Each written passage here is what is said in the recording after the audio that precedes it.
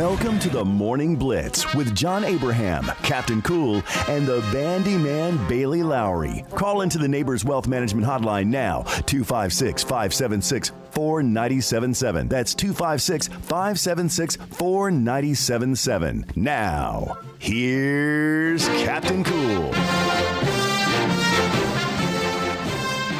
One of the happiest stories came across my timeline this morning. And it's sad that I had to lead to this from, one of the greatest quarterbacks of our time to get injured. That might be an exaggeration, but I don't think it is.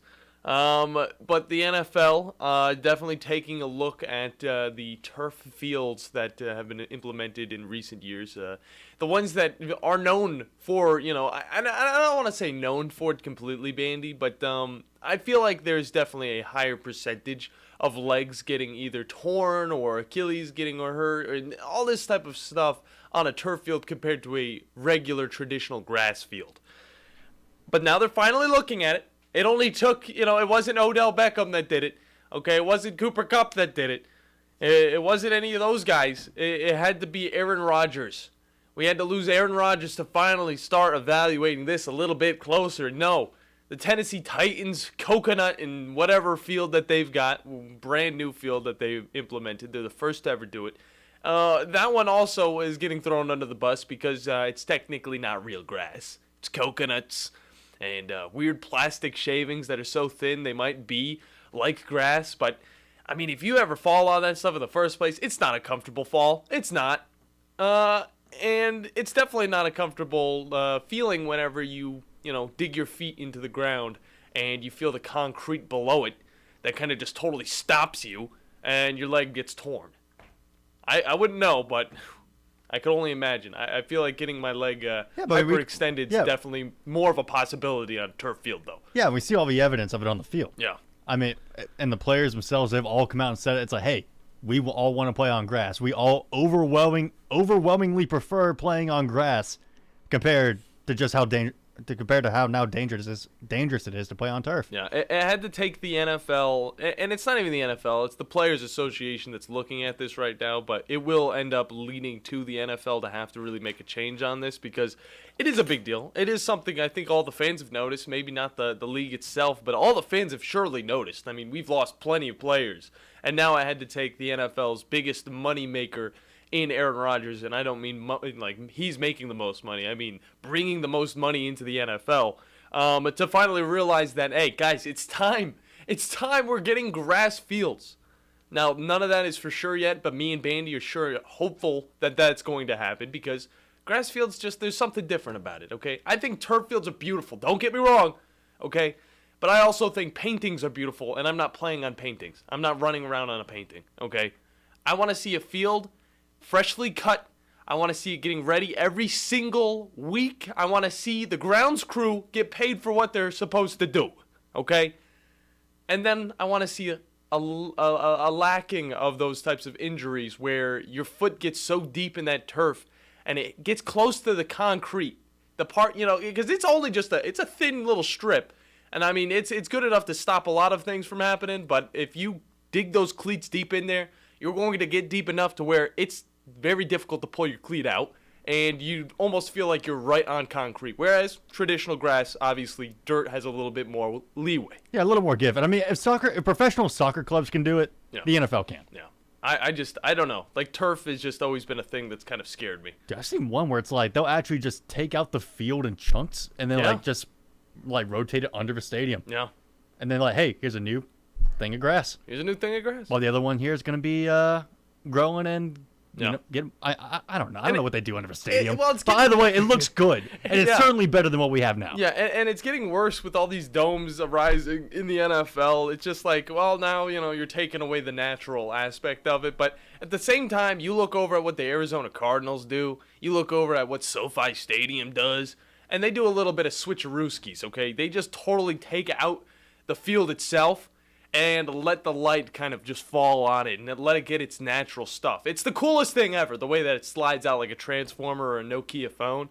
I think it's awesome, but, it's just a lot more work. It's a lot more money. But and you know what? I did bring up how Aaron Rodgers is the guy that makes the most money. He makes the most money for the NFL.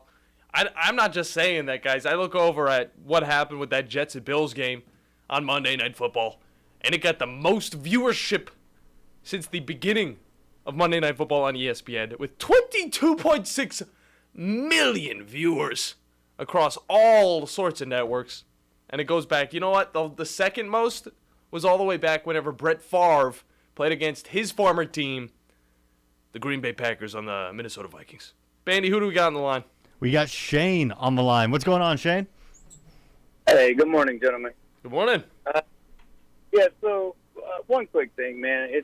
I understand like the artificial turf looks better, and it saves every organization money. But if they take in consideration that they're paying these guys, like Aaron Rodgers is a good example. They're paying these guys such high salaries. Is it not more detrimental to lose that player and the ability to win you games versus what they're paying to maintain your field? That does not make any sense to me. I don't understand why more owners don't look into that or consider that. Yeah, no, that's a good point. I don't think I've actually really heard that argument brought up either. It's like it's more with how much they're paying the players that it'd be a detriment to their salary if they got hurt. But yeah, with the turf fields, man, just something needs to be done. Yeah. Just replace it with grass. And what's good with the NFLPA finally sending the letter out and be like, hey, we really want this done, and this is our formal acknowledgement that we want you to do something about this. I feel like we're finally getting that step in the right direction. And I think, you see what Aaron Rodgers is making, good old $74 million. And across 2 years, he might be out for, all of this year and possibly a majority of next year as well. So just take that into account. If I were the Jets, I would definitely just try and jump into, hey, how about we just, do this ourselves? We have an older quarterback. Maybe, let's place down this grass and be fine with it. But obviously, all MetLife Stadium, both the Giants and the Jets would need to agree on that. But yeah, absolutely. And, and one thing, it's sad that it had to be Aaron Rodgers getting hurt for them to actually start looking into this. But the second point to that is it's really sad that it's taking the sport of soccer and FIFA to say, hey, we're not playing on that crap. You know what I mean? For them to actually go in and start changing things when the moneymaker in the United States is the NFL. Yeah. And the moneymaker in all of this, earth is soccer. So it's really interesting to see it all go down. And honestly, I wouldn't even imagine. I don't know if I've ever seen a soccer game on a turf field, Bandy. I don't think I have either. Maybe in high school, if they've got the turf field on the high school, football field and all that stuff. I feel like there would have been a riot. Yeah. You're gonna make us play on turf? No. If you watch soccer in Europe, where it's the biggest. Yeah. Like you guys just said, you will never ever catch them playing on artificial turf. No, yeah, they but risk. With that being said, guys, hey, I enjoyed your show. You guys have a great morning, and look forward to talking to you again. Thank you for the call, Shane. Good stuff. Yeah, it's something we're definitely going to be taking a look at for a while. I feel like we've been talking about it for a good minute, and the NFL has not done really anything about it. Last year, Bandy, we talked about it, quite a bit. I forgot exactly which player got injured, but I know we talked about it because of something happening on the field. And this can get carried over to other players. Like I got to witness one of my favorite players on the Cleveland Browns, Jack Conklin, and this one's tough. It's one of those ones you can't really avoid. But I see his leg go the wrong way, and of course there's a big body falling on him. But you would think that he would have a little bit more leeway with his foot to come out of the grass if it was on a traditionally grass field, but it's something that we're gonna have to take time with. I don't see it fully being implemented until probably 2026, I would say. I'm about to say, but what you're talking about, though, we still got the flagship turf injury in Cooper Kupp. Yeah, that's the one. Yeah, I went to that one, and that one it's one of the bigger ones that we talk about. You said Odell got injured too by turf, right? Yeah. Throw it up. I'm gonna say it was turf because it was one of those. He makes a cut and then his leg just kind of gives out. Those are the types of injuries that I'm talking about. I've seen it in MTSU whenever they played in the New Orleans Bowl a few years back. Their quarterback, can't remember his name, but he went to make a cut, and that turf does not give like a traditional field would, and his leg just kind of locked in, and it's a rough scene. But either way, I wanted to go into that story because definitely didn't want to talk about Alabama's little woes that they've got going down. I think the team's going to be great, but I don't think this is the best week for Alabama athletics, I would say. First off, you get to see the comments from some stupid fans at this Texas game, and you see that, hey, well, there's still racism out there. That is very unacceptable. Obviously, Alabama throws a statement out there. Disgusted, absolutely disgusted, Bandy, in what those fans had to say. I can't speak for really everybody, but I will say that, football, it is a serious thing. We love it, okay, but it only gets so serious to where it's just like, be a decent human being. But at the end of the day, you're going to get fans from both sides, so you're going to get that stuff. But on top of that, also, Alabama walk-on Antonio Ross gets arrested for second-degree sodomy. That's enough of that one. I'm not going down that path. Just another bad look right there. All right. But all right. I'm going to just hard cut in here. We need to transition to something else. All right. So did you hear the rumor going around that a certain player is trying to make his way back into the NFL? I did, yes, in wake of the Aaron Rodgers injury. Yeah, in wake of the Aaron Rodgers injury and Colin Kaepernick. And what got me was I was going through the replies and seeing what people were saying about, why is this even a thing? Like, why are people even trying to get him back in?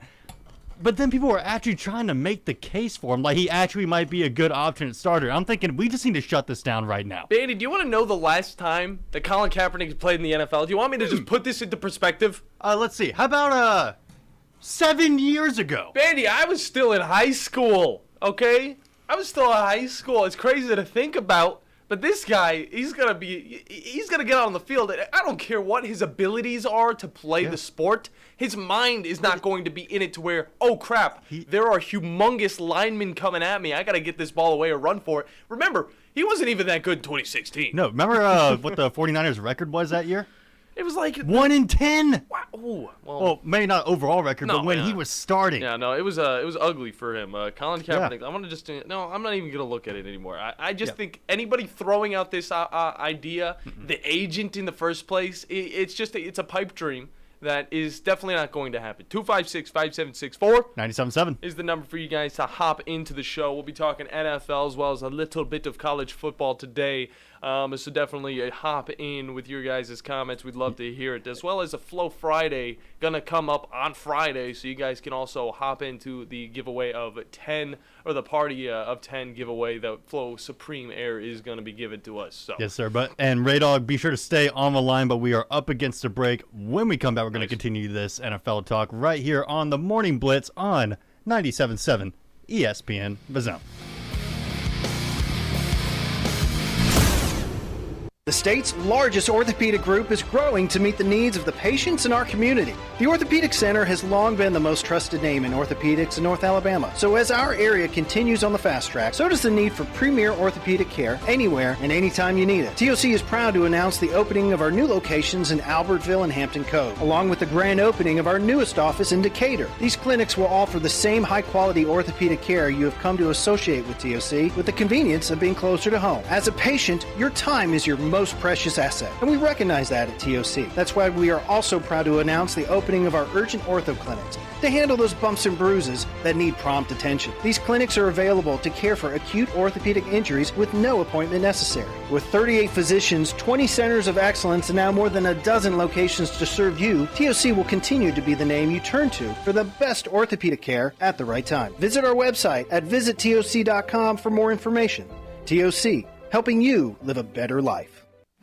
Hey folks, this is Arthur Seaton, managing partner at University Kia, proudly saying Roll Tide and War Eagle. Stop into University Kia today and shop one of the area's largest selection of new Kias, including Fortes, Seltos, Telluride, and Popular Carnival, and fully electric EV6. View all the great specials at universitykia.com and get pre-approved in minutes so you can drive home your new Kia you really want, because we want to see you in a University Kia. It just works. Picture this. You're at home, doing whatever it is you do. Then, pow! The power goes out. Then what? Well, at my house, life goes on. We have a Generac automatic home standby generator from Current Electrical and Generator Services. For your home security and peace of mind, get a free personal consultation on how a Generac automatic home standby generator can protect you. Current Electrical and Generator Services. Call or visit us on the web at HuntsvilleGenerators.com. You've got the power. Are you tired of chasing a roofing contractor to show up on time, or even show up at all? I'm Sam Fleming with Fleming Roofing and Restoration. Our motto at Fleming Roofing is we show up. Our goal at Fleming Roofing is to provide the reliable customer service that you deserve, and we have the resources to meet all of your roofing needs: residential, commercial, industrial, replacement, or repairs. We are manufacturer certified for roof coatings, single-ply membranes, and asphalt shingles. Whenever you need a roofing professional you can count on, call Fleming Roofing and Restoration. We are committed to finding the solution that meets your needs. We don't have quotas or heavy-handed sales tactics. Fleming Roofing, we have expert experience. We show up. Free estimates, residential, commercial, industrial, replacement, or repairs. Check us out at FlemingHSV.com. FlemingHSV.com. When you need a quick response, it's Fleming Roofing and Restoration. We show up. Isn't the story of the prodigal son an amazing story? Basically, a rowdy boy who literally wished his father dead, ran away, and consumed his wealth with hard and fast living. Yet the father looked for his return every day, and when the boy got tired of eating pig slop, he decided to return. What did the father do? As soon as he saw that boy, he ran to him, threw his arms around him, and killed the fatted calf for a great celebration. Hey, I'm John Dees, pastor of the Cross Point Church. If you're looking for a church home, come see us, smack dab across the street from the YMCA in Madison. Hello and welcome back in, everybody, to the Morning Blitz. John Abraham, Captain Cool, alongside the Bandiman, Bailey Lowery. Hey. We'd just like to remind you that this hour is presented by Fleming Roofing and Restoration. The guys you need to talk to about all of your roofing needs. If you're having any roofing problems, make sure you look them up online at FlemingHSV.com and fill out your free quote today. And remember that Fleming always shows up. Now on the Neighbors Wealth Management Hotline, we got Ray Dog. Ray Dog, what's up, man? How are you gentlemen doing? Oh, we're doing We're doing good. It's a hump day. It's hump day, yeah. Yeah, you mentioned the Kaepernick thing, and it compelled me to call in. Yeah, I'm glad. Because I saw the one person on the planet who keeps this propagated, and until this gentleman gets a job in football, I guess that individual is just going to sing that song, Jamil Hill. Yeah. Jamil Hill, huh? Because, like, how many times have we heard this song or dance, like, oh, he's going to try to come back. Oh, he's not coming back. Oh, he's gone to, like, 5 different training camps in a week, but no team's interested. Like, it's just tiring. No. And out of all the quarterbacks I would look at, he'd be one of the last ones because there's still some viable quarterbacks that could be on the free agency list. Not that I'd really want to go after that, but, you got Zach Wilson. He's been learning behind Aaron Rodgers, okay? I don't think he's there. But I think he's a guy that could honestly lead this team, and Robert Saleh has already said that he has trust in his young quarterback. My issue with it is it's getting pitched as this massively racist thing. I hate it. And if that's the case, why are you going to bat for Colin Kaepernick? Mm-hmm. But you haven't mentioned Robert Griffith III yet. No. Yeah. Is he still in? Is he still in the NFL? I think he's kind of made his name as a broadcaster now. I mean, he's out of there. He's in broadcasting. Yeah. But yet, somehow, it's not racist that Robert Griffith III is not still in the NFL. Mm-hmm. Now, and I mean, on top of that, Cam Newton. I mean, for all that, no teams want to pick up Cam Newton. It's when the ego gets a little too big. I think one quarterback, and, I can't really say this too much because he's a white quarterback, but Baker Mayfield is one of those guys that at times should not be starting for a football team, but he kind of pushes past that ego that he has, and he makes it work. And that's why, obviously, we see the Buccaneers now 1-0 in their division. Look, I'm a Buccaneers guy. Yeah. That game was ugly, okay? Yeah. I was like, oh my God, we just stole one. So we might go 6-12 this year, or 6-11. Reasonable. 5-12. Yeah. But no, if you're the Jets at this point, how many 39-year-olds come back from an Achilles tear? Not a lot. Yeah. It's going to be tough for him. There's not a lot of 20-year-olds who come back. Mm-hmm.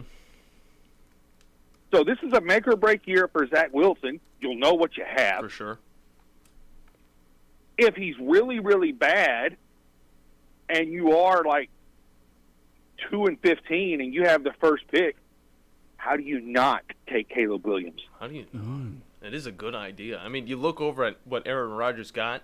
I mean, that contract, it's not humongous, but it's big enough for a guy like him. And I say that it's not humongous because I see all these numbers getting thrown out towards these younger quarterbacks. Like a new one's getting a new deal like every other week. But for 2 years, okay, the $75 million that he's going to be getting, and you kind of look over at, well, we could go with this talent, which would bring in a lot of money. It was going to bring in a lot of money. Everybody wanted to see that storyline go down.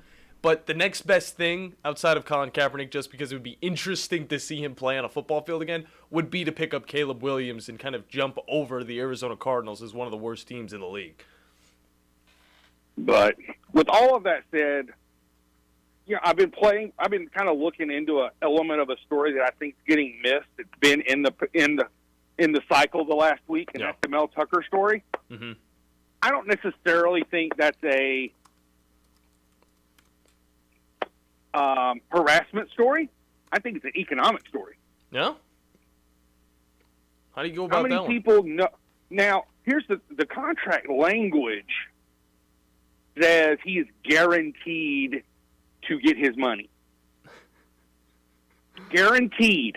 It's a lot of money, by the way, guys. But what if Michigan State figures out how to weasel out from that? Can happen. I mean, we've seen it with Northwestern. How many people know Michigan State Athletics took out a loan 2 years ago of $6 million to make the balance sheet even? Mm-hmm. Because it has to be by the Board of Trustees decree. Yeah. You're not allowed to run a deficit. Mm-mm. And the Michigan State Athletic Department is a self-sufficiently financed operation. Mm-hmm.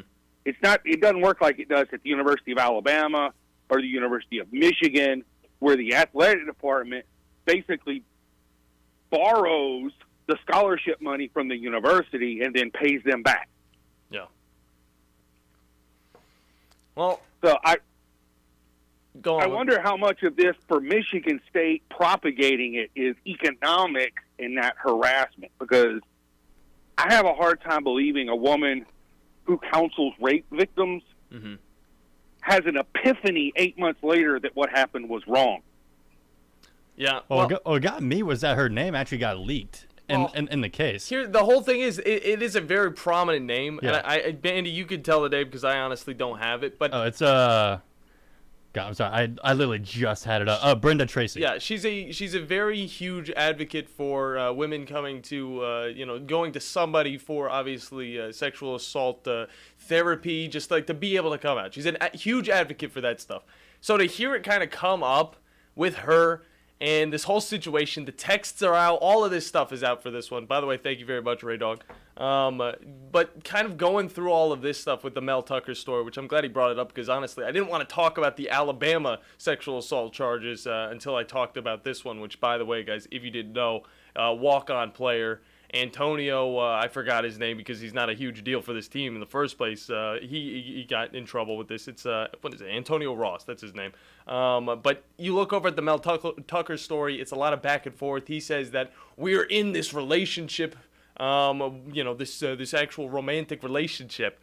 But then you see these texts come out, and she's pretty much just like, no, we're in a professional relationship. This is strictly professional. She said it numerous times. This stuff's going to come up in court, and we're going to figure it out. And everybody's going to know that, okay, Mel Tucker was actually, in the wrong for this. And you hate to see, this type of stuff happen because you usually don't know which side's wrong. Well, we know which side's wrong here to an extent. With all of the evidence that we've been given, we know that Mel Tucker is not in a good position right now, okay? Because a woman that's dealt with sexual assault in her past is now coming out again and saying, I can't believe he would do something like this, knowing my past and knowing what I've been through. But, also, she was brought into Michigan State to talk to the players about this exact same type of situation. That's the craziest thing about this story. He was in his third year. Mel Tucker was in his third year of a humongous $95 million contract. 10 years. It was a 10-year contract. He just had it signed a few years ago. Oh, my gosh. It's just crazy stories. Crazy stories that are going around in college football.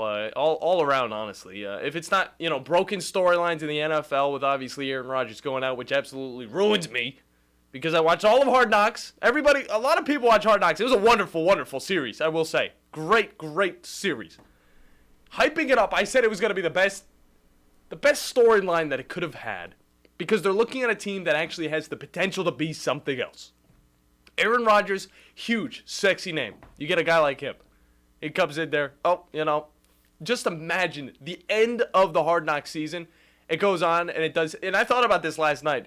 It shows a year after, kind of, what is it, what's that game, the show? The movie, the guys playing baseball, I forgot it. Okay, I don't know, you just talked about three different things. At the end of the movie, it shows what the players are doing in the future. You could Remember the Titans, we could say that one. Remember the Titans does this, okay? It shows all of what these players are doing now. It could literally just show Aaron Rodgers and say, the season ended as soon as it started. Aaron Rodgers, Achilles tear. Now, kind of speaking of that, do you want to talk about this other college story that's been going on regarding Iowa? Which one you got? Noah Shannon. So he tried to appeal. He was part of the players that were a part of the Iowa State gambling investigation. Yeah. But it turns out he actually hasn't been found guilty in the Iowa State thing. Mm-hmm. He has been found of wagering on Iowa, though, in different sports. Okay. Not football, but different sports. But what's going on now, he appealed to the NCAA to try to get his eligibility back for this year, but he has now been suspended for the rest of the year. His year-long suspension is going through, and his collegiate career is now over. No. Well, rules are rules. Do you think this might be too harsh of a punishment? Rules are rules. You're not allowed to bet on your school in really any way. And I'm glad, honestly, that they're not just giving it to the players who are doing this type of stuff, but they're also enacting these types of punishments on the coaches, on, the rest of the faculty. Because this is just, it is a thing. It's just everybody's got to kind of get the same type of punishment, because, you don't want a coach getting away with something like this. Even if it's not betting on his own football team, it's still betting on his school, which, again, breaks the integrity of really everything, because you don't know what that coach knows. You have no idea what that coach knows, okay? But on the plus side, I think with Noah Shannon, he has performed very well on the defensive line for the Iowa Hawkeyes, so I think he'll have good draft stock coming up. No. If he does decide to try to go into the NFL. No. Well, we'll have to wait and see if that's the whole case on it, but we'll have to take a look at it. But we got to hop into the NFL, because we got R.J. White on the other side when we come back here on the Morning Blitz on 97.7 ESPN, The Zone.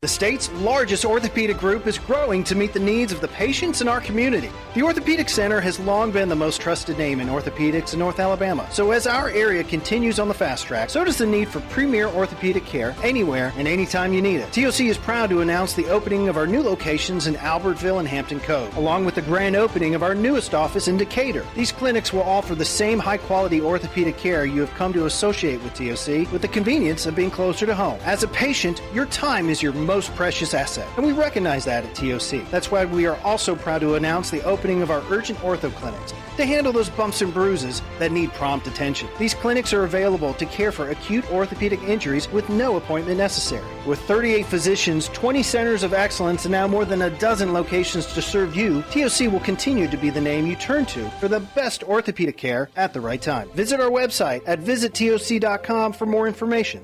TOC, helping you live a better life.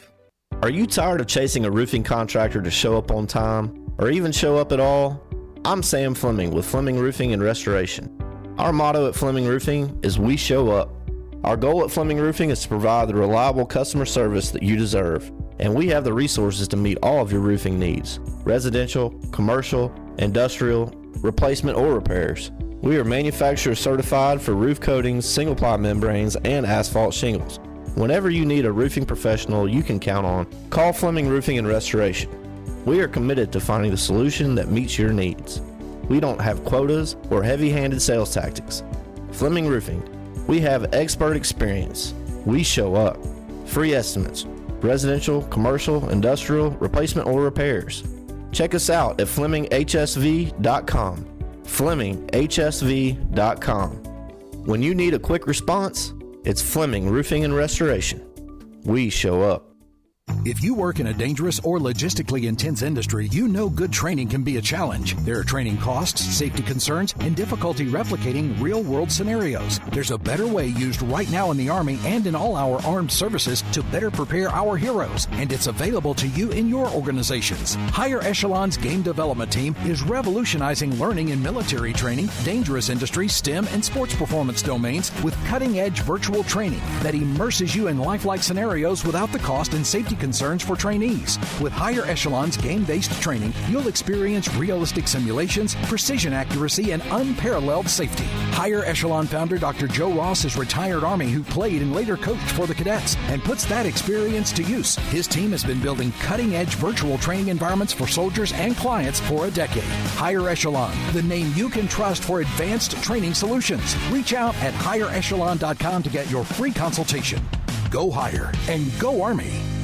Here's Bobby White from Woody Anderson Ford on their service department. President's Award winner 2 years in a row. That's only given to the top 10% of Ford dealers in customer satisfaction. So we're very proud of the service department. And our body shop. If you happen to get into an accident, which not a lot of people just want to go down and see a body shop, but if you get into an accident, award-winning body shop. We have state-of-the-art paint booths back there. They're waterborne paints that we use, friendly for the environment. We've got our production system, the way things are in and out. We have the fastest cycle rate in town of getting your vehicle in, getting your vehicle out, and assured that it's fixed right. We take pictures before it's wrecked, and not only after, but we take it as we're putting the parts on. All done to above industry standards. So I'm proud of our body shop too. Don't forget our parts department. So if you happen to need parts, performance parts, or just parts if you're a weekend mechanic. Woody Anderson Ford, located at the corner of Jordan and Sparkman, as well as Hughes Road and Madison. You can also check out the great deals at WoodyAndersonFord.com.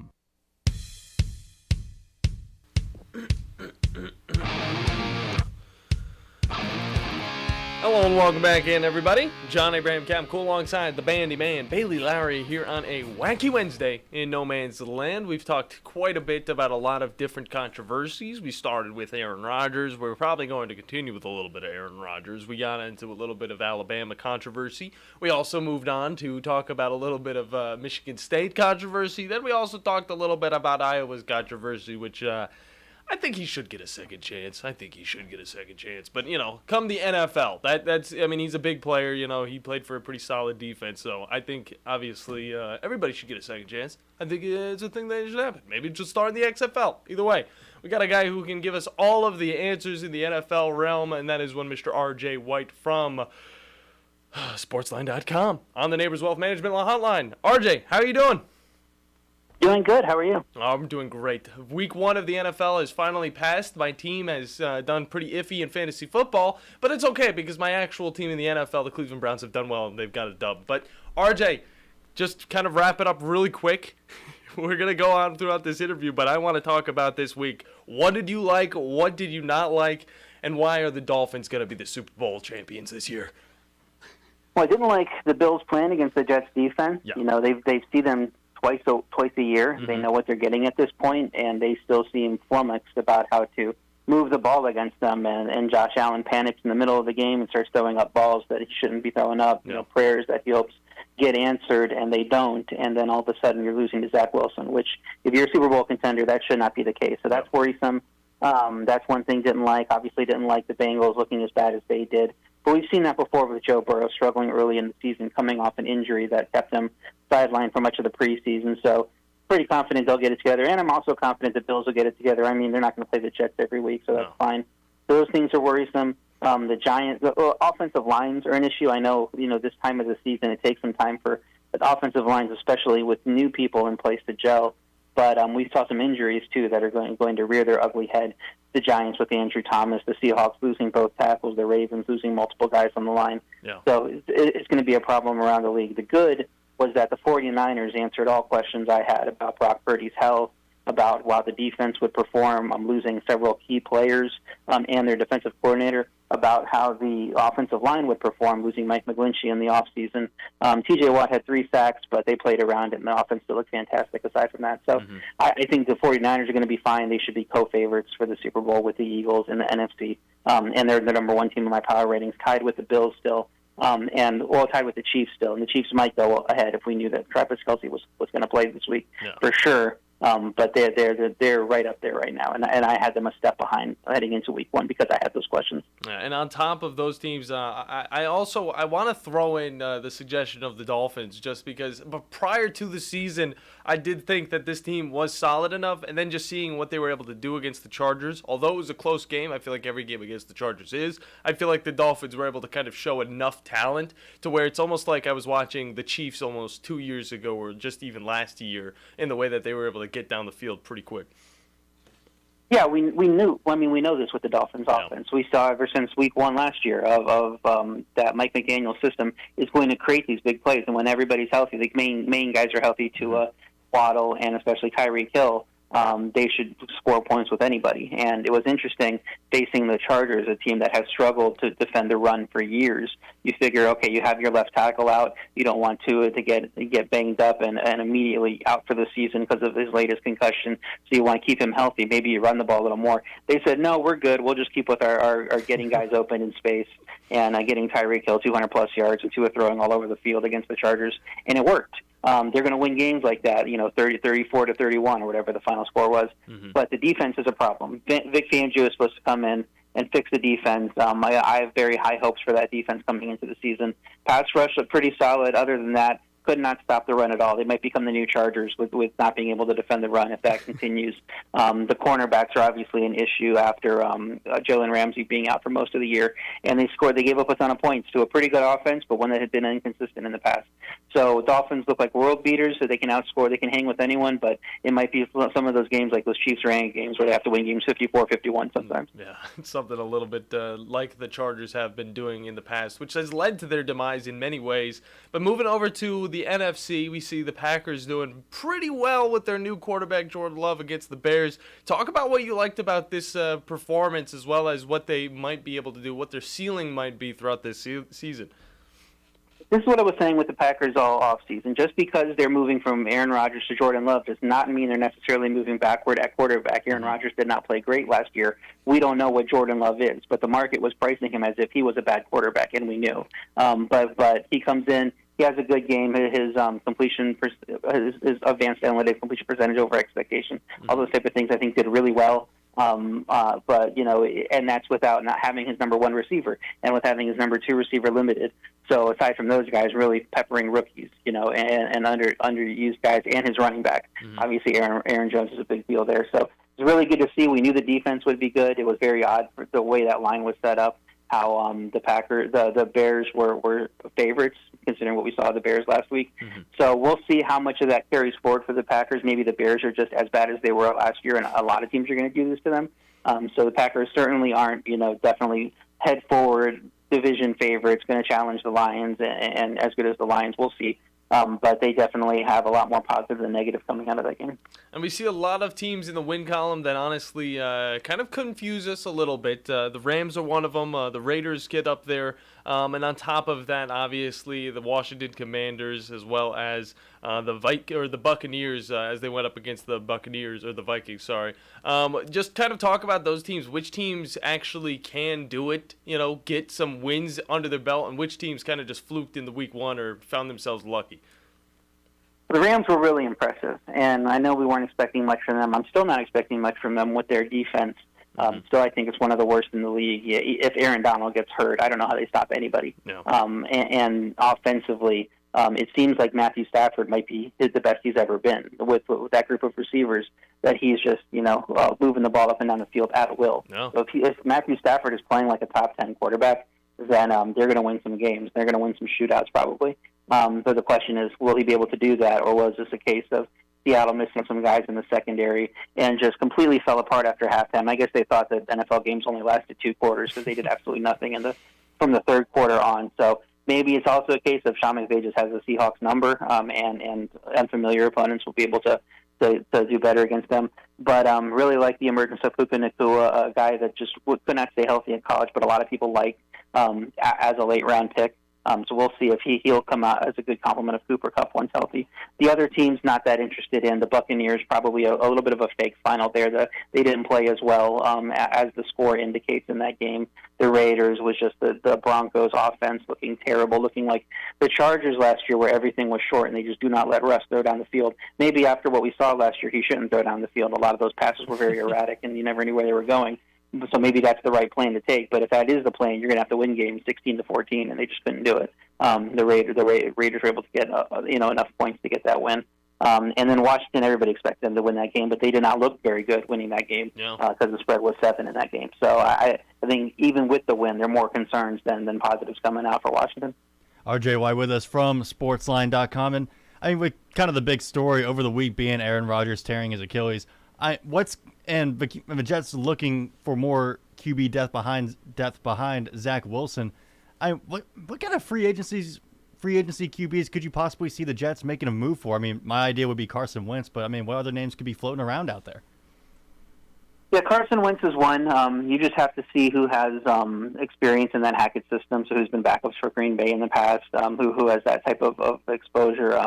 Because if you're going to take over as a starter down the road, you don't have the whole camp to do it. You're going to need to be ready to go in a few weeks. I think whoever it is going to be comfortable being a backup. So if Carson Wentz doesn't want to be a backup, which presumably he didn't want to be, which is why he's still unsigned, maybe they'll have trouble wrangling in a guy like that. Unless they make it clear you will start by a certain point. But it seems to me they're just going to go with Zach Wilson and hope for the best here. They have a great defense, and maybe down the road, if a team keeps struggling like a Titans, they can go trade for a Tannehill if they think he'll make a difference. A la the Jimmy Garoppolo trade for San Francisco a few years ago to have him take over the offense midseason. And then looking towards week 2 in the NFL, what type of matchups are you really looking for, and what team do you look to kind of improve more than others going into week 3? Yeah, I hope the Seahawks look better because I'm all in on them as a contender before the season, and after 1 week that looks awful, so hopefully they'll be able to perform better. Interested to see what the Titans do. The Titans had a very weird game plan going into a Saints game they probably should have won. Put too much on Tannehill's shoulders, and he was the worst, including Joe Burrow. He was the worst quarterback in the league last week, and Derrick Henry was on the field for less than 50% of the snaps as they decided to go very much telegraphed when they were going to throw the ball, when they were going to run the ball with Spears out there instead of Henry. So can they fix that? You figure they should be able to fix that. They have one of the best running backs in the league in Henry, so we'll see if they can come in and give the Chargers a competitive game. So interested to see if Joe Burrow's healthy. And if it's just a product of just not being able to solve that Browns defense, if you still throw him against a different defense, if he has more success, because that Bengals team needs him to be healthy, it's for them to be Super Bowl contenders again, obviously. Yeah, and despite that loss to the Cleveland Browns, they are 3.5-point favorites over the Ravens. Kind of just talk about why that would be the case and why people are kind of still sleeping on the Ravens even after their pretty heavy performance against the Houston Texans. Yeah, it was an easy win on the scoreboard. It wasn't a great win for the Ravens. The Texans' defense was actually very impressive in that game. DeMeco Ryans had them ready to play from week 1 and really held the Ravens down as much as possible to field goals, to not giving up a ton of yardage or a ton of yards per play. So it was good stuff from the Houston on that front. They just didn't have the offensive firepower, especially with the mess they have on offensive line with all their injuries. So the Ravens won, but they didn't really win in impressive fashion despite the score, and they suffered those big injuries. Ronnie Stanley, Tyler Linderbaum on the line. If those guys can't go or if they're limited in any sense, that could be key to swinging this game. And the Bengals being able to get a lot more pressure and have some defensive success. And it's not like the Bengals defense played bad against the Browns either. Deshaun Watson didn't look great. It was just really a factor of the run game taking over for the Browns. And the Ravens, without J.K. Dobbins, do not have that same type of run game behind a beat-up offensive line with Gus Edwards and Justice Hill running the ball. So you would expect that Burrow's able to come in, and if he is trending toward better health at all, and it was just a Browns thing, last week, that he was able to somehow have some success and win the game. Good stuff, RJ. Let the people know where they can find you online and on socials. You can find me on Twitter and Blue Sky at RJWhite1. You can find me online at Sportsline. All my work, including best bets against the spread, survivor pools, contest picks, all those type of things, will be all up throughout the week there. Great stuff, RJ. Can't wait to talk with you next Wednesday after week 2. I'm very excited for that. Thank you. Good stuff. RJ White, sportsline.com. Check him out. He's got some great stuff over on his site. Man knows about every single detail about NFL football. Yeah. Okay, so this is the guy to definitely look for fantasy, for betting odds, for just trying to know who the best team in the NFL is currently, because it's up in the air. I mean, I want to know your guys' opinions. Who looks like the best team in the NFL? 256-5764 97.7 is the number to call in. We'll be right back here on the Morning Blitz on 97.7 ESPN The Zone. Work injuries happen in Alabama all the time, whether it's an accident at work, getting injured, lifting heavy objects, hurting your hands on a machine, or just performing the same movement over and over until your body breaks down. But when it happens, there's only one law firm to call in Alabama. That's Pond, Lehocky, Giordano. For personalized legal support, reach out to Pond Lehocky at 855-774-3838 or pondlehocky.com. No representation is made that the quality of the legal services to be performed is greater than the quality of legal services performed by other lawyers. SportsMed is the official team physicians of the Rocket City Trash Pandas. And if the pros trust SportsMed, you can too. SportsMed provides every service you might need for complete orthopedic care, specializing in orthopedic surgery, sports medicine, joint replacement, spine surgery, neurosurgery, and podiatry. And they offer their own brace shop, in-house full-body MRI, physical therapy, walk-in clinic, and so much more. 4 locations and on the web at sportsmedalabama.com. Tired of the same old menu options everywhere you go? Then you need to try Metro Diner in Huntsville and Madison. The award-winning Metro Diner serves up signature dishes like their Charleston shrimp and grits, famous fried chicken and waffles with strawberry butter, and lots more. Their entire menu is available anytime, breakfast, lunch, or dinner. And stop by for brunch on Saturday or Sunday and enjoy the lowest price mimosas in town. Airport Road, Huntsville, and Highway 72 in Madison. In diner or at home, make it Metro Diner. The kitchen is the heart of any home. It's where the family gathers. It's where kids discover old recipes and make them their own. Just starting out or just now getting started on the dream kitchen you've always wanted? I'm Chris Haygood, and from all of us here at Bob Wallace Appliance to the home builders and the homeowners of the Huntsville area, a heartfelt thank you for buying local. We're in Huntsville, Florence, and Coleman, and online at bobwallaceappliance.com. You've got to experience Toyotathon at Bill Penny Toyota. They've got the selection with over 700 new Toyotas to choose from. And they've got the extras with Bill Penny perks and a 10-year unlimited warranty. So get on over to Bill Penny Toyota today and experience Toyotathon. Bill Penny Toyota in Huntsville and online at BillPennyToyota.com. Bill Penny's Toyota 10-year unlimited warranty is valid through the 10th year of ownership. Valid on new vehicles only. See dealer for details.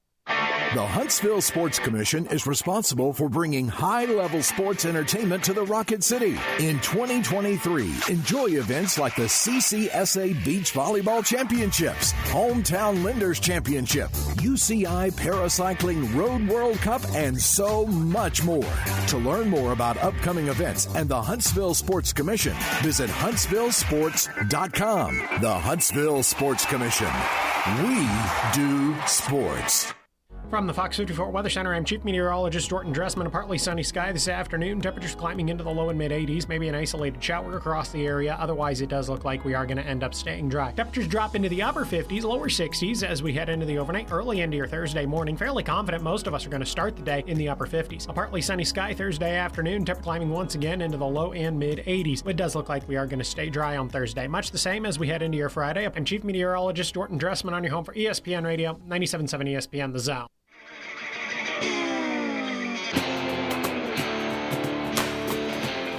Hello, welcome back to Bassmaster Radio. No, I'm joking.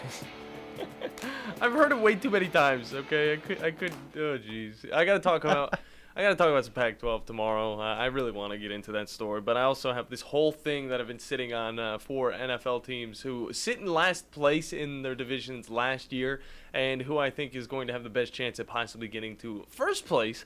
And I had to update that story after week 1 because I just haven't been able to get it through. But we have been talking quite a bit about NFL, quite a bit about college today, and you guys can still join in on the conversation. 256-5764 97.7. And you guys can also find us online at 977ESPN.com and on Twitter at 977ESPN. Just add The Zone to find us on the Facebooks, where you can see all of the updates on what type of programming we'll be doing throughout the week, as well as you can find us on Twitch and YouTube at WZZN TV, where you can see me and the Bandiman, as well as a plethora of other sports talk hosts like Tom Abraham, like I'm going to throw Chad Guathney in here. I think Chad needs a little bit more love. On top of that, I'm going to throw in Scott and Drew DeArmond. They do a wonderful job, as well as Steve Moulton and the one and only West Neighbors. So those guys all are going to be doing shows, and that's just how it is here. That's just a daily thing. We love it, and we give you guys all the sports talk. But Bandy, best team in the NFL right now, who do you think it is? Go. Whoa, okay, on the spot. Best team in the NFL. Yep. I mean, do I just say Miami?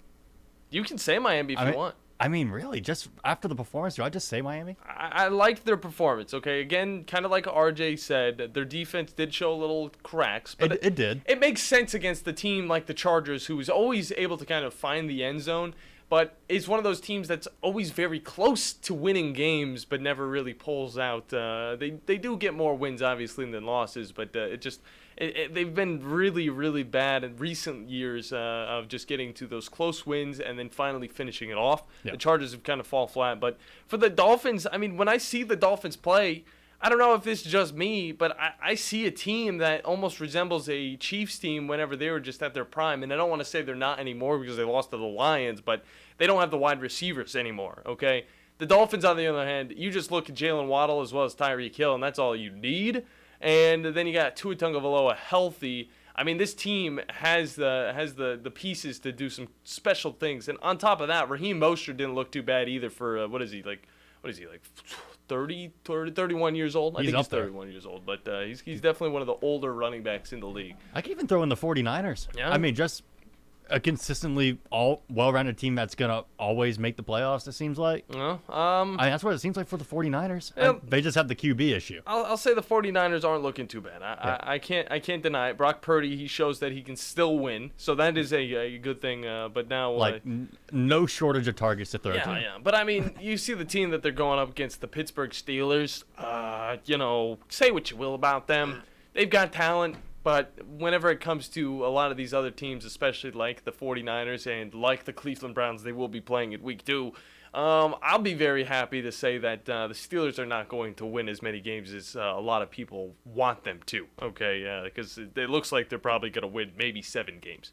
Maybe 7 games. On top of them, I would also throw in, I got to say the Cowboys and the Cleveland Browns. And I know what you're saying. Cleveland Browns fan, obviously, is going to throw in this Browns team. And I know Deshaun Watson didn't do wonderful in the rain against the Bengals. Okay, there's a reason why he threw the ball short plethora of times. Did not look the best. But on top of him, once he gets himself going with this, more dry games that he's got to go up against, I think we're going to see him be a little bit more accurate. I think we're going to see his wide receivers catch the ball a little bit more consistently. And I think on top of that, you got a Chubb in the backfield, in Nick Chubb, and that guy is going to do some big stuff. He's already on his way to be doing big stuff this season. It's going to be great to see. But the Cowboys, Dak Prescott, if he can keep those interceptions to a minimum, this team will be elite. Or the New York Giants just really suck. They're just really that bad, guys, and it's crazy to even think about. I don't think it's that but what's the most common thing with the Cowboys? We are in the very tip of the Cowboys cycle. I know. They look hot in the beginning of the season.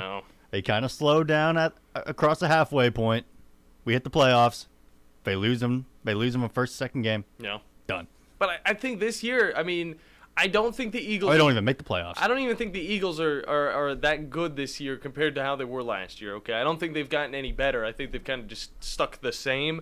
Their running game is still a little kind of a question mark for their team, and Jalen Hurts being consistent more than 1 or 2 years is going to be something that we all need to witness, okay? Because it's very difficult to be consistent in the NFL. But for the Cowboys, we talk about it. Oh, this is the team to laugh at. I'm gonna be honest. I could see this team going all the way. Wait until week 5. I know. Well, I'll wait until the playoffs, because if they're in the playoffs, then you still got to wait until the NFC Championship to think, maybe, just maybe, this team has a chance of making it. But they're probably going up against the 49ers in some way, so it's going to be something to watch. Well, Banny, good little episode. Tomorrow, it's going to get more interesting, because we will have Sparkman football player. I'm going to just wait until we get to that point, as well as Jonathan Liggett from Cherokee Ridge Country Club to talk some PGA golf in wake of the Ryder Cup. It's happening on the 25th of this month. For me, the Bandiman, we'll see you guys in 22 hours. Thank you for listening. You've been listening to The Morning Blitz. Tom Luganbill here for my friends at Woody Anderson Ford. Bobby White and his team take great pride in their service department, and you can see it the moment you walk into those beautiful new service lanes. And just like a championship team, they all work